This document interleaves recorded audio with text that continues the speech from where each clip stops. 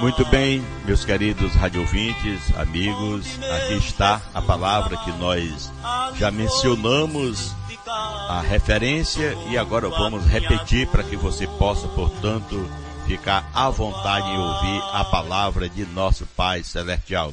Deuteronômio capítulo 20, versículo 17 ao versículo 18.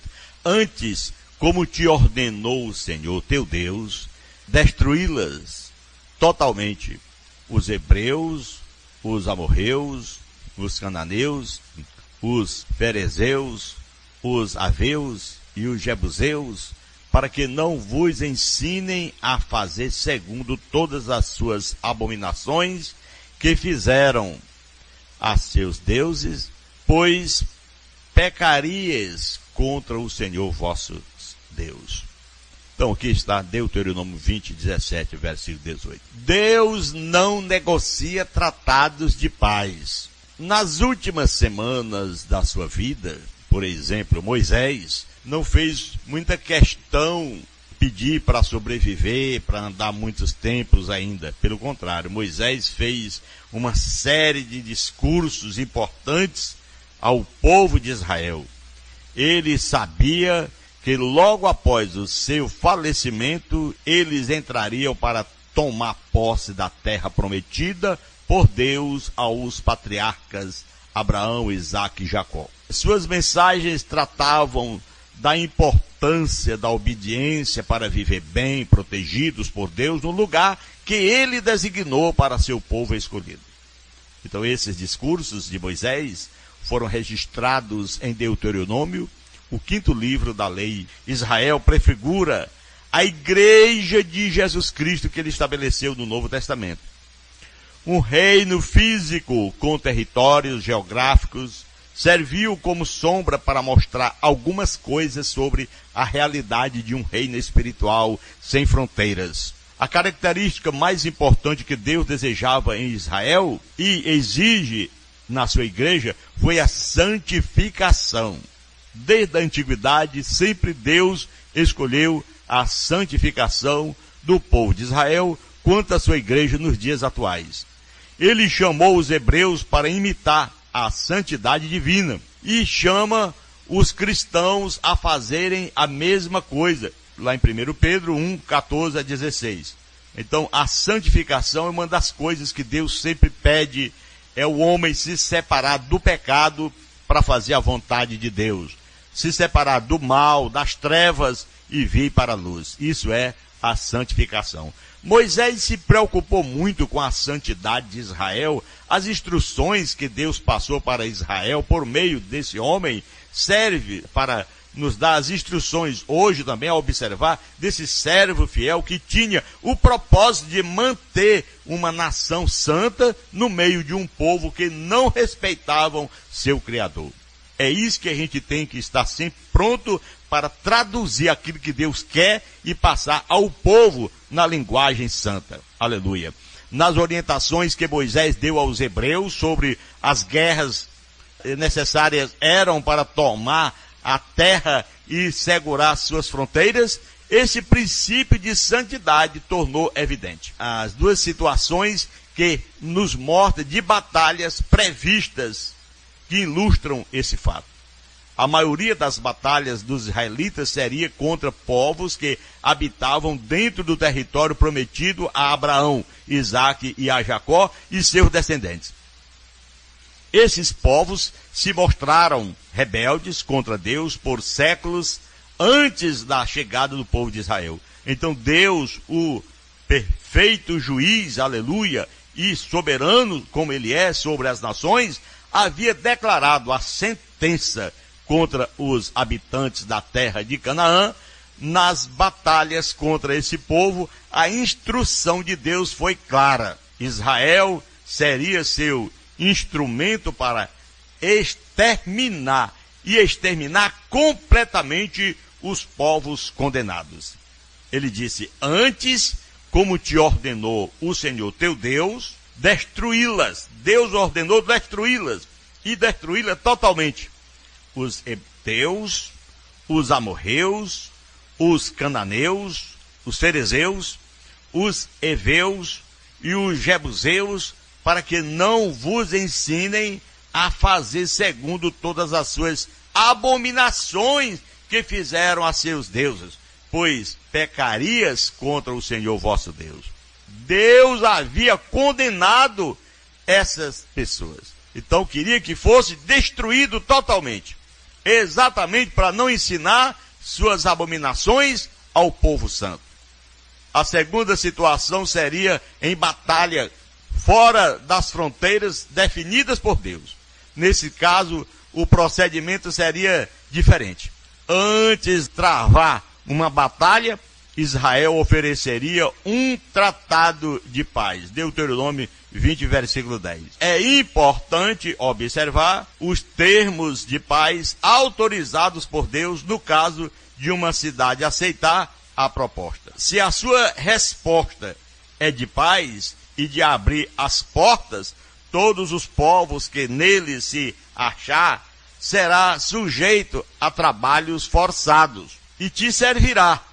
Porém, se ela não fizer paz contigo, mas te fizer guerra, então a sitiarás e o Senhor teu Deus a dará na sua mão. Aleluia! Glória a Deus! Deuteronômio 20, versículo 11 a 13. Essa era a realidade. Se a sua proposta é de paz, e se abrir as portas, todos os povos para nela se achar, será sujeito ainda a trabalhar forçado e te servirá.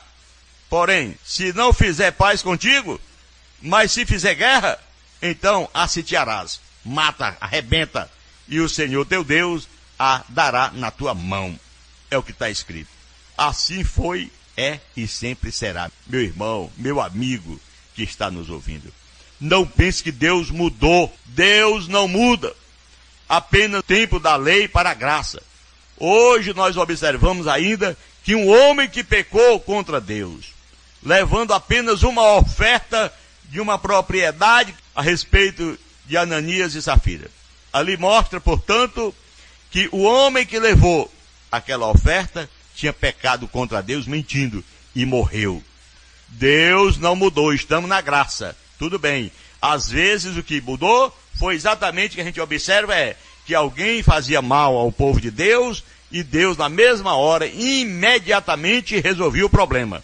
Hoje não, as pessoas fazem o que querem, brigam, reclamam, murmuram, criticam e falam coisa da gente e tá todo mundo vivo sem problema nenhum. Não sabendo que depois, na hora de Deus, no dia de Deus, aleluia, essa pessoa vai sofrer muito.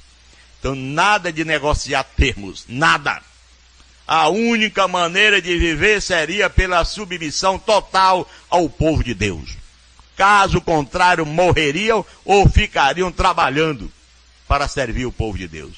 Quem recusava se render seria morto. Deuteronômio 20, versículo 13. É assim que está escrito.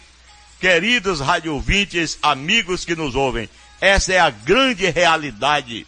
Sob a nova aliança, os cidadãos do reino do Senhor não ocupam territórios geográficos e não se envolvem em guerras carnais para defender sua terra. A natureza do reino inclui a possibilidade de batalhas carnais na sua defesa. A palavra de Deus nos diz, o reino de Deus inclui, essa é a natureza, inclui a possibilidade de batalhas carnais na sua defesa. Essa é a grande realidade, conforme Efésios capítulo 6, versículo 11 e também versículo 17. 2 Coríntios 10, 3 a 6. As armas usadas pelos soldados de Jesus Cristo são armas espirituais, porque a nossa luta não é contra o sangue e a carne, e sim contra os principados e potestades, contra os dominadores deste mundo tenebrosos, contra as forças espirituais do mal nas regiões celestiais. Essa é a grande realidade. A batalha continua, a guerra continua, só que agora é uma guerra espiritual. Jesus ainda não negocia termos de paz também. Por meio dos seus embaixadores, ele oferece uma proposta unilateral para a reconciliação de homens pecadores com Deus. A verdade é, em 2 Coríntios 5, 18 a 20, a única maneira de viver é pela submissão total à vontade de Jesus. Caso contrário, o homem morre e vai para o inferno. A mensagem dos embaixadores é clara. Aqueles que creem e recebem o batismo para o perdão dos seus pecados, entram em comunhão com Deus e assumem o compromisso de obediência total ao reino de Jesus Cristo. Conforme Marcos 16, 15 a 16, ele mandou pregar o evangelho. Quem crê e for batizado é salvo, porém quem não crê é condenado, vai para o inferno, não tem jeito. Mateus 28, 18 a 20, ele disse: ide, pregai o evangelho, fazei discípulos de todas as nações, batizando em nome do Pai, do Filho e do Espírito Santo, ensinando a guardar as coisas que eu vos tenho mandado, e eis que eu estou convosco todos os dias, até a consumação dos séculos. Para viver com Cristo, é necessário nós nos submetermos como escravos e filhos de Deus, e de manter Cristo a nossa vida, glória a Deus, a natureza terrestre que contraria a perfeição de Deus, conforme Colossenses 3, 1 a 11. Deus não negocia, mas ele oferece a paz eterna para todos que aceitam os seus termos. Tá bom, meu irmão? Você que está nos ouvindo, chama a sua atenção para esta palavra maravilhosa que o Senhor Jesus manda pregar em o nome santo de nosso Deus. Querido Deus, maravilhoso Pai que está no céu, nós te agradecemos ao Senhor por mais uma oportunidade de estarmos aqui pregando a tua palavra. Que o Senhor venha abençoar a todos quantos nos ouvem, meu Pai. Eu te peço, meu Senhor, em o nome santo de Jesus Cristo, que vive e reina eternamente. Você que está orando, diga amém, e que Deus se faça presente em minha vida e na sua vida e na vida de todos aqueles que nos ouvem neste horário, em o nome santo de nosso Senhor e Salvador Jesus Cristo. Aleluia.